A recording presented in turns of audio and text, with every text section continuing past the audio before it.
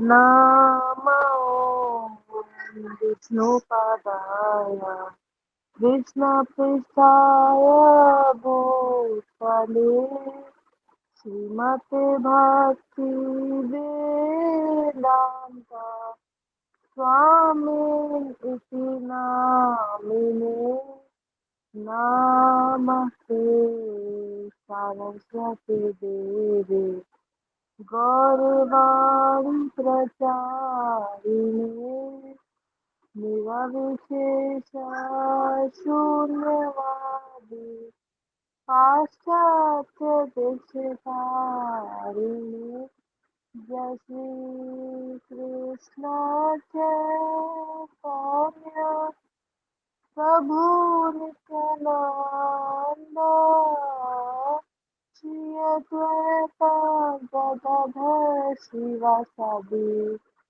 गौरा भक्त वृंद हरे कृष्णा कृष्णा कृष्णा हरे हरे हरे राम राम राम हरे हरे हरे कृष्णा कृष्णा कृष्णा हरे हरे हरे राम राम राम हरे हरे हरे कृष्णा कृष्णा कृष्णा हरे हरे हरे राम राम राम राम हरे हरे भक्ति वेदांत स्वामी ठाकुर श्रील प्रभुपाद की विजय हो। उनका गौर प्रेमानंदे हरि हरि बोल। शीला प्रभुपाद की विजय हो। शीला प्रभुपाद जी की जय।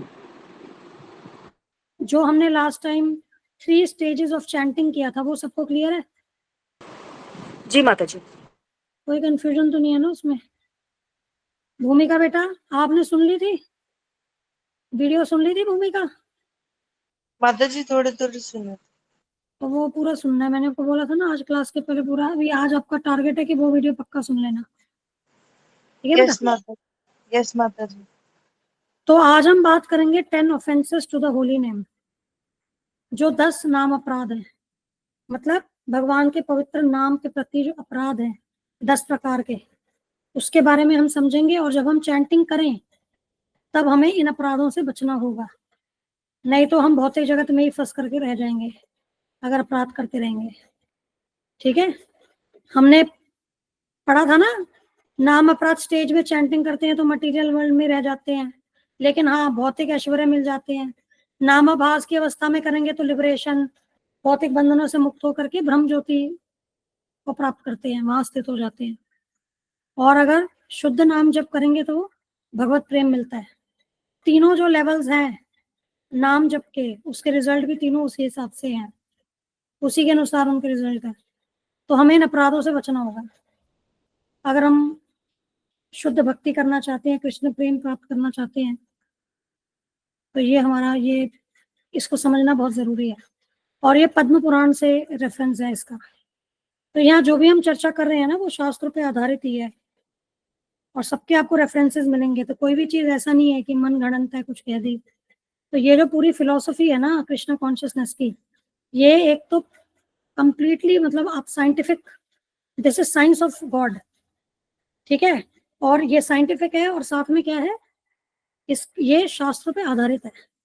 ये मैंने पता नहीं शायद ग्रुप नहीं, मैंने ग्रुप में नहीं भेजा है, ये शॉर्ट में है।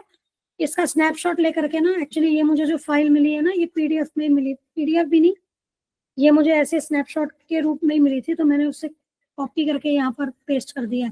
तो इसी का मैं क्या है कि इमेज फाइल करके मैं ग्रुप में भेजूंगी, इसको पढ़ लेना। और एक और डॉक्यूमेंट है पीडीएफ, वो भी मैं भेज दूंगी। दोनों सेम ही है, बट पीडीएफ वाले में संस्कृत वाले रेफरेंसेस भी हैं, जो सारे ये नाम अपराध है ना उनके संबंध में। तो दोनों रख लेना अपने पास, मैं भेज दूंगी। और पहले इसको शॉर्ट में देख लेते हैं, शॉर्ट में मतलब एक स्नैपशॉट में, पहले एक स्नैपशॉट में देख लेते हैं कि ये जो 10 अपराधी हैं क्या। तो हिंदी में इसको मैं पढ़ रही हूँ, ठीक है। तो इसमें पहला अपराध क्या है? भगवान नाम के प्रचार में संपूर्ण जीवन समर्पित करने वाले महाभागवतों की निंदा करना। दूसरा, शिव ब्रह्मा आदि देवों के नाम को भगवान नाम के समान अथवा उससे स्वतंत्र समझना। तीसरा, गुरु की अवज्ञा करना अथवा उन्हें साधारण मनुष्य समझना। चौथा, वैदिक शास्त्रों अथवा प्रमाणों का खंडन करना। पांचवा, हरे कृष्ण महामंत्र के जप की महिमा को काल्पनिक समझना। छठा, पवित्र भगवान नाम में अर्थवाद का आरोप करना। सातवां, पवित्र नाम के बल पर पाप पूर्ण कार्य करना। आठवां, हरे कृष्ण महामंत्र के जप को वेदों में वर्णित एक शुभ सकाम कर्म अर्थात कर्म कांड के समान समझना। नौवां, अश्रद्धालु व्यक्ति को हरिनाम की महिमा का उपदेश करना। और 10वां, भगवान नाम के जप में पूर्ण विश्वास न होना और इसकी इतनी अगाध महिमा श्रवण करने पर भी भौतिक आसक्ति बनाए रखना। भगवान नाम का जप करते समय पूर्ण रूप से सावधान न रहना भी अपराध है। प्रत्येक वैष्णव भक्त को इन अपराधों से बचना चाहिए ताकि उसे शीघ्र ही वांछित सफलता प्राप्त हो सके, जो कि है कृष्ण प्रेम। ठीक है, अब एक एक करके इन पर हम बात करेंगे आगे की स्लाइड्स में। अब यहाँ ये श्री चैतन्य चरितामृत आदि लीला से लिया है 8वां अध्याय, ये 24वां श्लोक है, जिसमें क्या बताया जा रहा है? There are offences to be considered while chanting the Hare Krishna mantra, therefore simply by chanting Hare Krishna one does not become ecstatic. तो जो हम हाईएस्ट की बात कर रहे हैं वो हाईएस्ट केवल जप से नहीं मिलेगा, अपराध रहित शुद्ध जप से मिलेगा। तो ये हमें समझना होगा, ठीक है। बट हाँ, एक बात यहाँ समझनी है कि जो भी व्यक्ति हरे कृष्णा महामंत्र का जप करता है वो वैष्णव है, ठीक है। तो वो कितना इस वैष्णविज्म में कितना वो आगे बढ़ रहा है वो डिपेंड करेगा कि वो उसका चैंटिंग का स्तर क्या है। तो उसका जो प्रोग्रेस है वो उसके ऊपर आधारित होगा। तो केवल हरे कृष्ण जप कर लेने से क्या है कि हाईएस्ट नहीं मिलेगा जब तक कि आप अपराध रहित जप ना करें, और फिर अपराध रहित और उसके बाद क्या है पूर्ण शुद्ध अवस्था में जब तक जप ना करें। क्योंकि अपराध रहित में तो हमने बात की थी ना कि भाई जब नामाभास में होते हैं हम कोशिश करते हैं कि अपराध ना हो, लेकिन उस स्टेज में भी क्या है कि कुछ कुछ अपराध अवॉइड नहीं कर सकते, वो भी प्योर नहीं है। पर हमें जो जाना है वो प्योर अवस्था तक जाना है, ठीक है। तो आगे ये परपट है, व्याख्या है, ठीक है, इस श्लोक की जो प्रभुपाद जी ने दी है। हम सारा ये जो पढ़ रहे हैं हम प्रभुपाद जी के टीचिंग्स के आधार पर ही है, तो मैंने एज इट इज इसको यहाँ किताब से लिया है। अब हम व्याख्या को रीड करते हैं। It is very beneficial to chant the names of Shri Krishna Chaitanya Prabhu Nityananda before chanting the Hare Krishna mahamantra, because by chanting these two holy names Shri Krishna Chaitanya Prabhu Nityanand, one immediately becomes ecstatic, and if he then chants the Hare Krishna Mahamantra he becomes free of offenses। ठीक है, तो आपने देखा होगा कि जब हम हरे कृष्ण महामंत्र का जप करते हैं तो क्या करते हैं? हम पहले प्रभुपाद जी का प्रणाम मंत्र बोलते हैं, है ना, और उसके बाद हम पंचतत्व मंत्र बोलते हैं। ये जो मंत्र है श्री कृष्ण चैतन्य प्रभु नित्यानंद श्री अद्वैत गदाधर शिवासादि गौर भक्तवृंद, ये क्या है? पंचतत्व मंत्र। तो यहाँ पर प्रभुपाद जी उसका रीजन बता रहे हैं। अब देखिए, जब प्रभुपाद जी का प्रणाम मंत्र बोलते हैं उसमें क्या कर रहे हैं? हम अपने गुरु के प्रति समर्पण कर रहे हैं और उनसे उनकी मर्सी के लिए हम प्रे कर रहे हैं कि हम जो भी ये प्रयास कर रहे हैं जप का वो सक्सेसफुल हो। एक तो ये हो गया। और जो श्री कृष्ण चैतन्य प्रभु नित्यानंद ये वाला वर्ष जब हम मंत्र जप करते हैं तो क्या होता है? प्रभुपाद जी क्या कहते हैं? One immediately become ecstatic. तो वो क्या है? वो व्यक्ति आनंद की स्थिति में आ जाता है, आनंद की भावना आ जाती है, आध्यात्मिक आनंद की बात हो रही है यहाँ। और उसके बाद जब वो जब करता है तो वो ऑफेंसेस से, वो अपराध से मुक्त हो जाता है।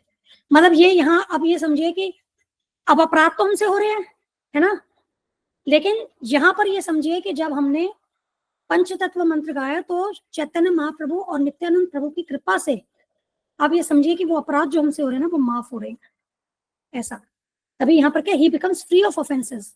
अब गलती तो हो रही है लेकिन ये स्पेशल मर्सी है चैतन्य महाप्रभु और नित्यानंद प्रभु की कि जब उनका नाम जप करके हम कर रहे हैं तो वो हमें क्या है, हमें क्षमा कर रहे हैं उन अपराधों से। और यदि ऐसा हम करेंगे तो उससे क्या होगा? हमारी प्रगति भी क्या है, आध्यात्मिक जीवन में जल्दी होगी।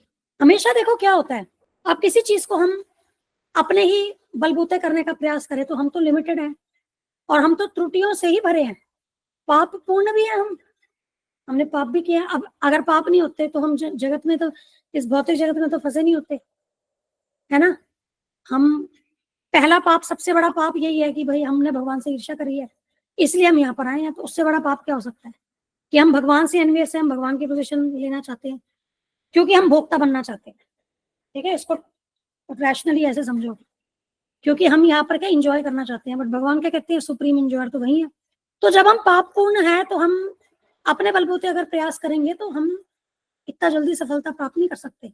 इनफैक्ट हम सफलता प्राप्त कर ही नहीं सकते। जब हम अपने बलबूते प्रयास करते हैं तब हम सफलता वास्तव में प्राप्त कर ही नहीं सकते। हमें कृपा तो चाहिए, गुरु की कृपा, भगवान की कृपा, वैष्णवों की कृपा।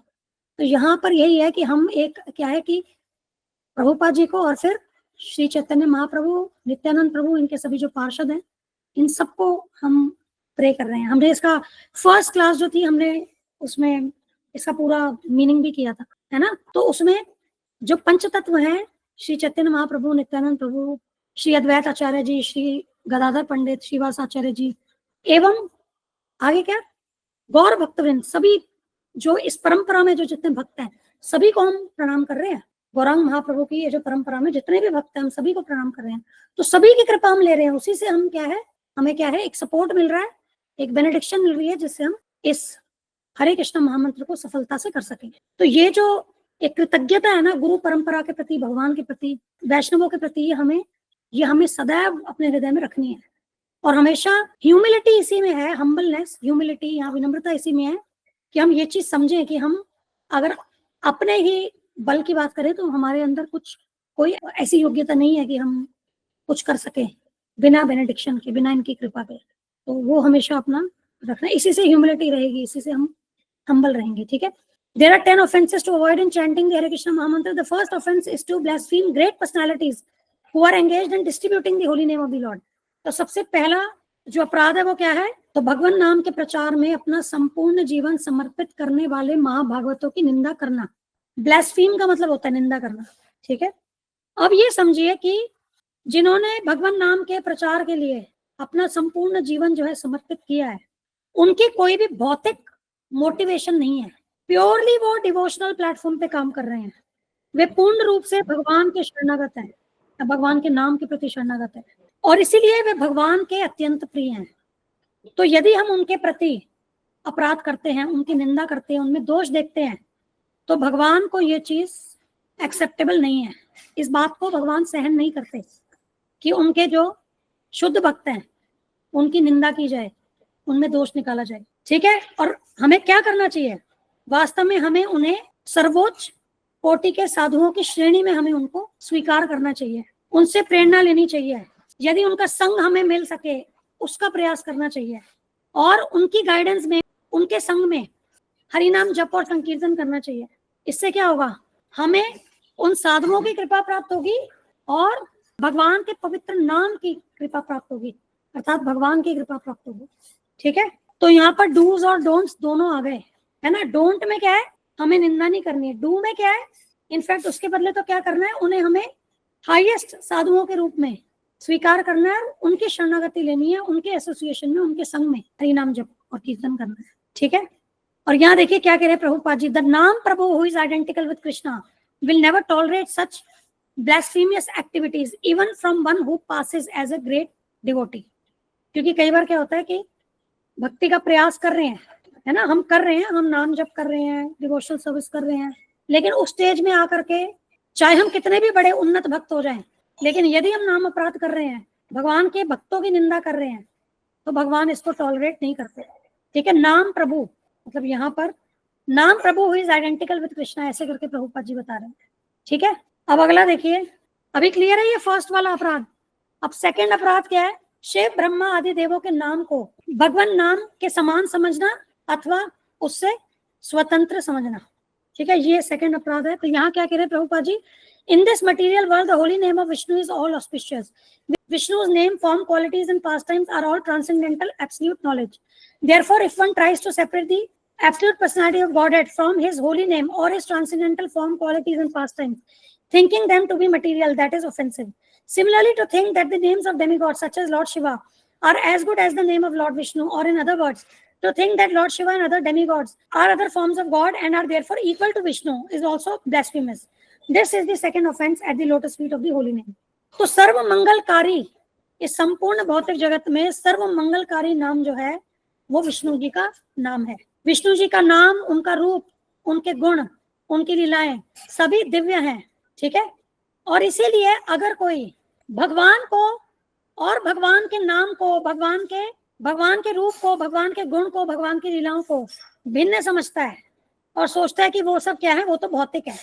अब इसमें आप ये समझो कि एक श्लोक आता है भगवत गीता में जिसमें भगवान श्री कृष्ण कहते हैं कि जो मूर्ख लोग होते हैं ना, जब मैं इस पृथ्वी पर अवतरित होता हूं तो मूर्ख लोग मेरा उपहास करते हैं। अब ये देखिए भगवत गीता 9.11, इसमें भगवान श्री कृष्ण क्या कहते हैं, अवजानन्ति माम मूढ़ा मानुषीम तनुमाश्रितम परम भावम अजानन्तो मम भूत Maheshwaram. Fools deride me when I descend in the human form. They do not know my transcendental nature as the supreme lord of all that be. जब मैं मनुष्य रूप में अवतरित होता हूं तो मूर्ख मेरा उपहास करते हैं, वे मुझ परमेश्वर के दिव्य स्वभाव को नहीं जानते।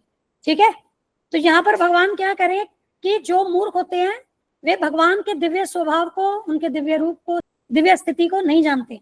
तो यही बात यहाँ पर देखो, इससे कनेक्ट करो।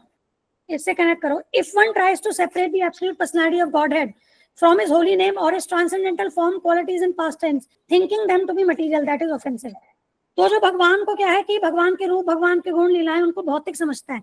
कई लोग नहीं कहते कि भगवान यहाँ पृथ्वी पर जब आए थे, कई लोग भगवान के लिए कहते हैं कि ये तो भगवान तो एक महापुरुष थे, श्री रामचंद्र जी एक महापुरुष थे, श्री कृष्ण एक महापुरुष थे।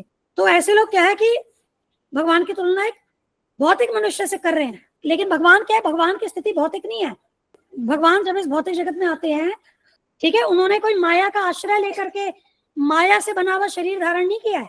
मतलब जो पंच तत्व हैं, पृथ्वी, अग्नि, जल, वायु, आकाश, और जो सूक्ष्म शरीर है, मन, बुद्धि, अहंकार। अब नॉर्मल अगर एक जीवात्मा की बात करें तो ये कवरिंग्स होती है उस पे, लेकिन भगवान पे वो वैसी कवरिंग नहीं है, क्योंकि भगवान का शरीर भौतिक नहीं है, आध्यात्मिक है, दिव्य है। परंतु जो लोग भगवान को भौतिक समझते हैं, उनके रूप को, उनके गुणों को, उनकी लीलाओं को सब भौतिक समझते हैं, तो वो भी क्या है, वो भी एक ऑफेंस है, वो भी अपराध है। और ऐसे लोग भगवद गीता में भगवान क्या कह रहे हैं 9.11 में कि ऐसे लोग कौन होते हैं, मूर्ख होते हैं। और इसी तरीके से अगर हम डेमीगॉड्स मतलब देवताओं की बात करें, जिनमें शिव जी हैं, ब्रह्मा जी हैं, उनके नामों को भी हम भगवान के नाम, विष्णु जी के नाम, कृष्ण जी के नाम, श्री रामचंद्र जी का नाम, इनके बराबर सोचना ये भी अपराध है, क्योंकि विष्णु जी की जो स्थिति है ना वो हाईएस्ट है। तो इसीलिए देवी देवताओं के जो नाम होते हैं वो विष्णु जी के नाम के बराबर नहीं होते। अगर ऐसा सोचते हैं तो ये भी क्या है, ये भी अपराध है। और उसी प्रकार से, ये तो हमने नाम की बात की, अगर हम उनके रूपों की बात करें, देवी देवताओं के रूपों की बात करें, उनके गुणों की बात करें, उनकी लीलाओं की बात करें, तो वो हर एस्पेक्ट में आप देखो, अगर कहीं पर भी हम विष्णु जी से, कृष्ण जी से, श्री रामचंद्र जी से अगर तुलना कर रहे हैं, उनके बराबर, उनके समान मान रहे हैं, तो वह अपराध है। ठीक है, तो ये आपका ये हो गया, ये सेकंड नाम अपराध हो गया। वास्तव में जो देवी देवता है ना, अब जैसे कि अगर हम शिव जी की बात करें, ब्रह्मा जी की बात करें, इंद्रदेव की बात करें, जो बड़े बड़े, जो ऐसे समझिए कि देवताओं के जो लीडर्स हैं, ठीक है, इन देवताओं की बात करें तो इनकी भी बड़ी स्ट्रॉन्ग पोजीशंस हैं, कंट्रोलर्स की पोजीशन है, क्योंकि वह यहाँ पर क्या है कि पूरा भौतिक प्रकृति का जो भी कार्यभार है वो संभाले हुए हैं। परंतु वो भी उसको संपन्न कब कर सकते हैं, वो विष्णु जी की शक्ति से संपन्न कर रहे हैं। उनकी अपनी कोई सेपरेट पावर नहीं है। जो पावर उनके पास आ रही है ना ये सब कंट्रोल करने की, ये वास्तव में जो विष्णु जी है, भगवान श्री कृष्ण, वहां से आ रही है। ठीक है, अब इसके बाद थर्ड ऑफेंस क्या है, गुरुर अवज्ञा, to consider the spiritual master to be material and therefore to envy his exalted position. ठीक है, गुरु अवज्ञा करना और उनसे एनवियस होना, उनसे ईर्ष्या करना, उनकी एक्सॉल्टेड पोजीशन से, जो उनका एक स्तर है ना, एक एक्सॉल्टेड स्तर है, उसके कारण क्या है, उनसे ईर्ष्या करना। तो ये हो गया थर्ड ऑफेंस। गुरु जो है ना वो भगवान श्री कृष्ण के कॉन्फिडेंशियल सर्वेंट है। ठीक है, मतलब गुप्त सेवक है भगवान के, वे पूर्ण रूप से भगवान के शरणागत है और इसलिए वे भगवान को अत्यंत प्रिय है। तो यदि हम उनकी अवज्ञा करेंगे तो वो भगवान की अवज्ञा करने के बराबर है। हम जो मंगल आरती सुबह गाते हैं उसमें कहते हैं यस्य प्रसादात भगवत प्रसादो, तो जिनको प्रसन्न करने से भगवान हमसे प्रसन्न होते हैं वे गुरुदेव हैं। और यदि हम गुरु की आज्ञा पालन नहीं करेंगे तो ये भी क्या है, ये अपराध है, क्योंकि आप डायरेक्टली, वो यही चीज हो रही है कि आप भगवान की, क्योंकि गुरु कौन है, गुरु प्रामाणिक प्रतिनिधि है भगवान के। और इस ये जो महत्वता है गुरु की, ये 4.34 में भगवत गीता में भगवान अर्जुन जी से कहते हैं। ठीक है, मैं 4.34 भी यहाँ ओपन कर रही हूँ, एक बार ट्रांसलेशन पढ़ लो। ये श्लोक है, तद विधि प्रणिपातेन परिप्रश्नेन सेवया उपदेक्ष्यन्ति ते ज्ञानम ज्ञानिनः तत्वदर्शिनः। तुम गुरु के पास जाकर सत्य को जानने का प्रयास करो, उनसे विनीत होकर जिज्ञासा करो और उनकी सेवा करो। स्वरूप सिद्ध व्यक्ति तुम्हें ज्ञान प्रदान कर सकते हैं, क्योंकि उन्होंने सत्य का दर्शन किया है। तो यहाँ पर इस श्लोक में भगवान श्री कृष्ण गुरु की महत्वता बता रहे हैं कि अध्यात्म गुरु की क्या भूमिका है हमारे लिए। ठीक है, अब देखिए, जिनके लिए, जिनके पास भगवान हमें भेज रहे हैं, जिनको रिकमेंड कर रहे हैं कि आप गुरु के पास जाकर के ज्ञान लीजिए, और हम गुरु की अवज्ञा कर रहे हैं। देखिए क्या कह रहे हैं, गुरु के पास जाकर के इंक्वायरी करिए, जानने का प्रयास कीजिए, विनीत होकर के जिज्ञासा कीजिए, उनकी सेवा कीजिए। सेवा का अर्थ क्या होता है, आज्ञा पालन। ठीक है ना। अब हम, अगर हमने गुरु की अवज्ञा की तो देखिए ये वाली स्टेटमेंट क्या हो गई, ये नलिफाई हो गई। अगर हम गुरु से ईर्ष्या कर रहे हैं तो भी ये नलिफाई होगी, क्योंकि यहाँ भगवान क्या कह रहे हैं, विनीत होकर के जिज्ञासा करो। अगर हम गुरु से ईर्ष्या कर रहे हैं तो हम विनीत कैसे हुए। तो पूर्ण रूप से क्या है कि 4.34 का हम खंडन कर देंगे अगर हमने गुरु की अवज्ञा करी, उन्हें साधारण मनुष्य समझा, या उनसे हमने ईर्ष्या करी। ठीक है। अच्छा, इसके बाद आगे क्या बता रहे हैं Prabhupada ji. The fourth offence shruti shastra nindanam is to blaspheme Vedic literature such as the 4 Vedas and the Purana. तो वेद पुराणों को न मानना, उसमें जो ज्ञान दिया है श्रुति शास्त्र, क्योंकि ये, इस शास्त्र को क्या कहते हैं, श्रुति शास्त्र कहते हैं, क्योंकि ये ऑरल रिसेप्शन, सुन करके ज्ञान ये लिया जाता है, कानों से लिया जाता है ये ज्ञान। ये तो क्या है, क्योंकि हम कलयुग के जीव, हम लोग की, हमारी जो बुद्धि है, स्मृति, हमारी स्मृति जो है वो बहुत सीमित है, हमारी आयु कम है। तो ये सारे जो भी कलयुग के जीवों के जो दोष है ना, उसके कारण क्या व्यासदेव जी ने ये पूरे जो शास्त्र ना इनको लिखा। ठीक है, तभी उनको भगवान का साहित्यिक अवतार कहते हैं। तो उन्होंने ये सब शास्त्र हमें लिखित रूप में दिए, पर एक्चुअली क्या है, ये सुन करके श्रवण से लिए जाते हैं शास्त्र, इसीलिए इन्हें श्रुति शास्त्र कहते हैं। तो शास्त्रों में जो भी हमें आदेश दिए गए हैं, जो भी बताया गया, अगर हम उनका खंडन करें और उनकी निंदा करें तो ये भी क्या है, ये अपराध है। क्योंकि ये जो वेद हैं ये हमें भगवान ने ही प्रदान किए हैं। इसमें एक चीज और है, ये जो है ना कि the fourth offence is to blaspheme Vedic literature such as 4 Vedas and Purana. तो कई बार क्या होता है कि जो वेद पुराणों में जो भगवान के नाम को ग्लोरीफाई किया गया है, उसकी महिमा का बताया गया है, भगवान के नाम की महिमा का, तो कई बार कई लोग क्या कहते हैं, करते हैं कि कई लोग उस पोर्शन को रिजेक्ट कर देते हैं और वेदों के अन्य पोर्शनों को, वेदों पुराण उपनिषद के अन्य भागों को एक्सेप्ट कर लेते हैं। ठीक है, और नाम के प्रति जो उन्होंने वहां पर महिमा का गुणगान किया है उन वेदों में, पुराणों में, उपनिषदों में, उसको खंडन कर देते हैं। तो एक वो वाला एस्पेक्ट भी यहाँ पर आप समझो। ठीक है, तो ये भी क्या है, ये भी नाम अपराध है। क्योंकि एक्चुअली क्या होता है, समस्त वेदों का ना पर्पस एक ही है। भगवान कृष्ण बताते हैं कि समस्त वेदों का पर्पस एक ही है, और वो है भगवान कृष्ण को जानना, और कोई पर्पस है ही नहीं। वेदेश्च सर्व अहम एव वेद्यो, अगर आप पढ़ोगे ना, मैं आपको एक मिनट श्लोक दिखाती हूँ। सर्वस्य चाहम हृदय सन्निविष्टो मत्तः स्मृतिर्ज्ञानम अपोहनम च वेदेश्च सर्वैर अहम एव वेद्यो वेदांत कृद्वेद विद एव चाहम। क्या कह रहे हैं, I am seated in everyone's heart सर्वस्य चाहम हृदय सन्निविष्टो मत्तः स्मृतिर्ज्ञानम अपोहनम च from me comes remembrance knowledge and forgetfulness. आगे क्या कह रहे, वेदेश्च सर्वैर अहम एव वेद्यो by all the Vedas I am to be known. देख रहे हो, वेदांत कृत वेद विद एव चाहम, indeed I am the compiler of the Vedanta and I am knower of the Vedas.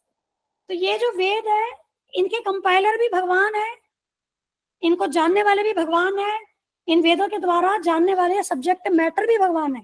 तो अब आप सोचिए, जहां पर वेदों में भगवान का, भगवान के नाम, भगवान के गुण, लीलाएं, भगवान के रूप, सबका गुणगान हो रहा है, अगर हम वेदों के उस पोर्शन को रिजेक्ट कर दें, खंडन कर दें कि ये तो माइथोलॉजी, जैसे नहीं कहते, आप देखते हैं कि वेदों में जो भगवान की लीलाएं आई है, क्योंकि जो भगवान की लीलाएं आई है, क्योंकि हम उनको क्या भौतिक बुद्धि से समझ नहीं सकते हैं, और हम पापी हैं इसलिए भी नहीं समझ सकते हैं।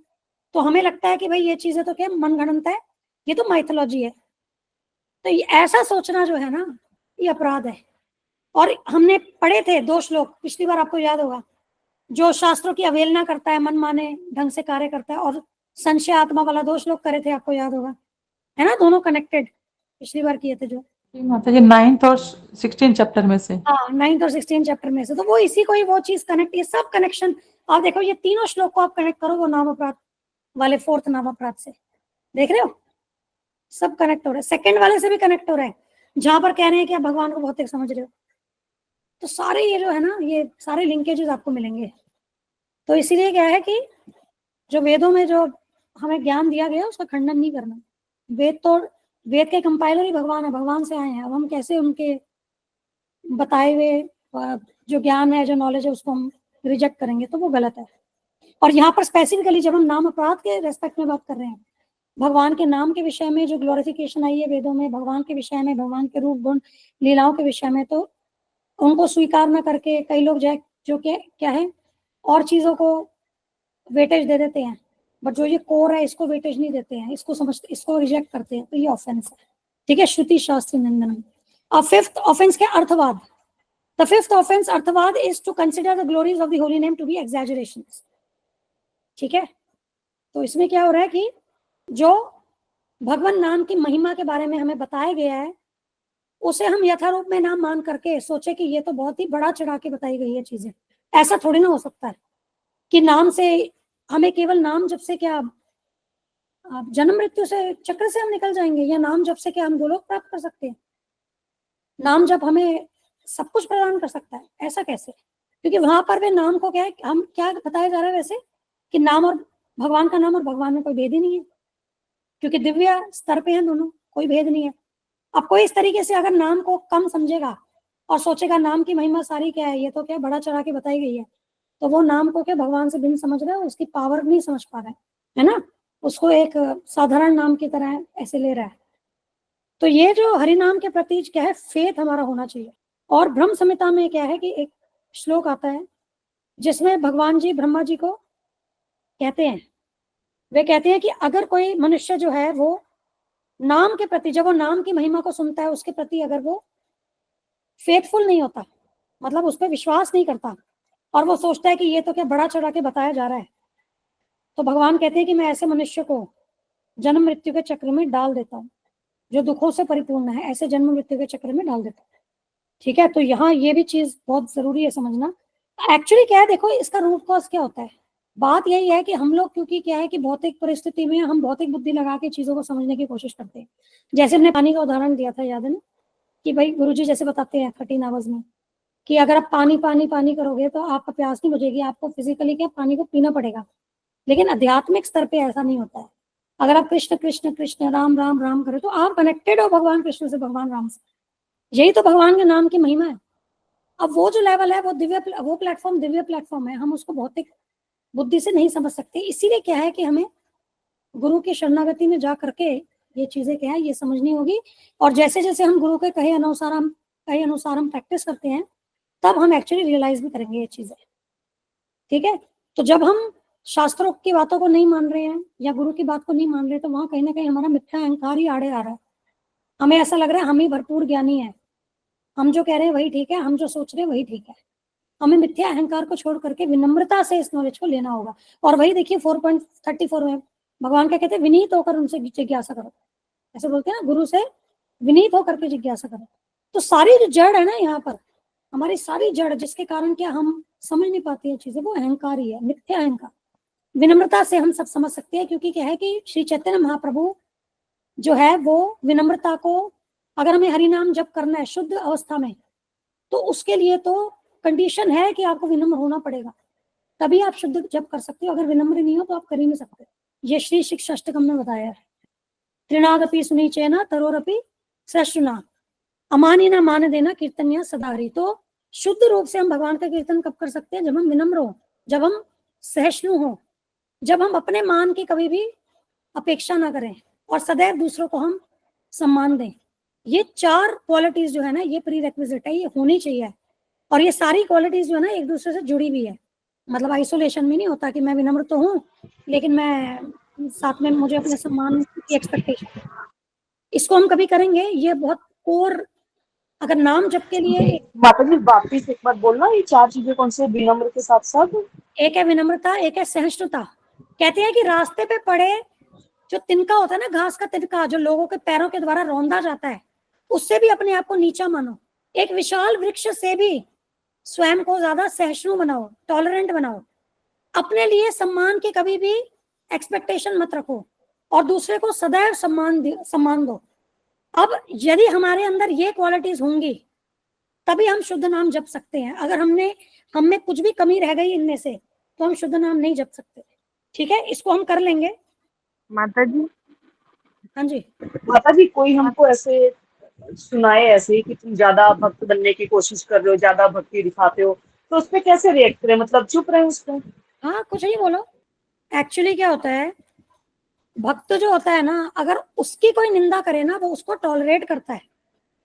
ठीक है, लेकिन अगर आपके सामने कोई गुरु की निंदा करे, भगवान की निंदा करे, वैष्णव की निंदा करे, तब भक्त जो होता है वज्र के समान कठोर बन जाता है। तब हमें क्या है कि उसको समझाना है कि अगर वो ऐसी बात करे, वो एक्सेप्ट नहीं करना है वो चीज। लेकिन आपके लिए अगर कोई बोल रहा है तो आप उसको आराम से, क्या है कि आप उसको टॉलरेट करो, बोलने दो। टॉलरेंस तभी आएगा, पता है। जी माता जी। नहीं तो क्या होगा कि भाई आर्ग्यूमेंट मोड में उनको तो कुछ फर्क नहीं पड़ेगा, शांति अपनी खराब होगी, माला अपनी खराब बिगड़ेगी, हम ही सोचते रहेंगे। जी माता जी, तो सही कह रही हैं। अच्छा, आपको कहते हुए वो साथ साथ अगर आपने पलट कर जवाब दिया, वो फिर भगवान के लिए बोलने लगे, वैष्णवों में के लिए, गुरु के लिए बोलने लग गए, फिर हम कारण बन गए उन सब निंदा के। हम भी तो कारण बने ना, क्योंकि हमने पलट के जवाब दिया। तो वैष्णव अपने लिए तो टॉलरेट करता है। इस पे जगाई मधाई की स्टोरी है, मैंने डाली थी कि नित्यानंद प्रभु जी कैसे जगाई मधाई का उद्धार करते हैं। मैं वापस डाल दूंगी, वो देखो। आपको विनम्रता और ये कैसे, ये जो 4 क्वालिटीज, इसको कैसे डील करना है ना, आपको स्टोरी से समझ में आ जाएगा कि क्या करते हैं। वो स्टोरी देख लेना, मैं भेज दूंगी। माता जी वो देख ली मैंने, वो हाँ देख तो ली बस, मैंने, हाँ तो सुन आपने ली देखा, मैंने जी। हाँ तो आपने देखा मधाई कैसे उनको मारता है, वो मटके का पीस टूटा हुआ। फिर भी नित्यानंद प्रभु क्या करते हैं, उनको चैतन्य महाप्रभु की कृपा और हरि नाम दिलवा देते हैं, है ना। तो वही है, क्योंकि अभी देखो, अभी जो परिस्थिति है ना सामने वाले की, वो हमारी भी परिस्थिति, अभी हम भौतिक में है तो हम कहीं ना कहीं क्या है कि वास्तव में तो हर कोई क्या है, जीवन स्वरूप है कृष्ण नित्य दास, भगवान कृष्ण का दास है, लेकिन भूल गए हैं अभी परिस्थिति में। तो इसीलिए क्या हो रहा है, सामने वाला तो भूल गया, लेकिन जो उसकी वास्तविक स्थिति है, हम तो नहीं भूले, हम तो समझे ना, हमने नॉलेज लिया तो हम तो समझे, अरे ये तो भगवान का दास है, तो भूल गया। तो हमें जो इम्पोर्टेंस देना है उसकी, वो एटर्नल पोजीशन को देना है, जो उसका शाश्वत स्थिति है ना, उसको इम्पोर्टेंस दे करके उसको क्या टॉलरेट करना है, बजाय कि जो टेम्पररी पोजीशन है इस शरीर के धारण करने के कारण उसको प्राप्त किया उसने, ऐसे समझो। ठीक है, तो ये अर्थवाद वाला हो गया। अब 6th, अब देखो 6th क्या है। हाँ तो इसीलिए क्या है कि ये जो हरि नाम है, हरि नाम में और भगवान में भेद नहीं है, ये हमें सब कुछ प्रदान कर सकता है। तो जो भी इसके बारे में महिमा का गुणगान शास्त्रों में दिया है, जो बताया गया है हमें, तो उसको कभी भी ऐसा नहीं सोचना कि ये तो गलत है, नहीं ऐसा तो नहीं हो सकता। इससे क्या हो रहा है, हम नाम को बहुत नीचा समझ रहे हैं। हम, यही बात होगी ना, अगर हमें लग रहा है कि वो बड़ा चढ़ा के बोल रहे हैं, इसका मतलब क्या हुआ, हम अपनी समझ को उस नाम की जो महिमा है उससे ऊंचा समझ रहे हैं। हमें लग रहा है हम बड़े बुद्धिमान है, हम सब जानते हैं। नाम को तो हम तुच्छ ही समझ रहे हैं एक तरीके से कि अरे ऐसे थोड़ा ना नाम दे सकता। तो वो क्या हो गया, वो अपराध हो गया ना नाम के प्रति। और इसके बाद क्या है, the 6th offence, Hari nama kalpanam is to consider the holy name to be imaginary. तो इसको कल्पना, कोई कल्पनात्मक समझना।